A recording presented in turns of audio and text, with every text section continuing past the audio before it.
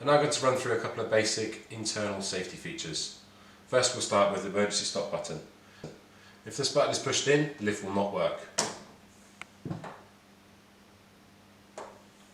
We'll release the button with a clockwise motion. The button will pop up and the lift will work.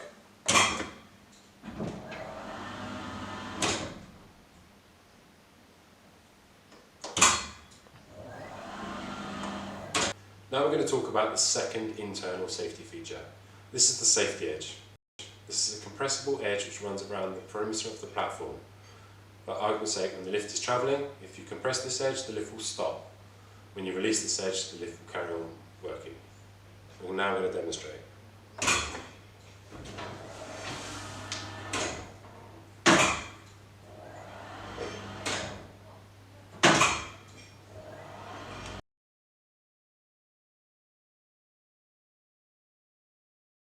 You also have the same compressible safety edge above this mirror. So if I compress that, the lift will stop working. Most commonly, this mirror is not included in lifts, so that edge will be along here. So if it's compressed, the lift will stop working. Once it's released, the lift will go back into service. The third internal safety feature we're going to talk about is the alarm button. Simply press the alarm button and an alarm will sound. Of course, release the button and the alarm will stop.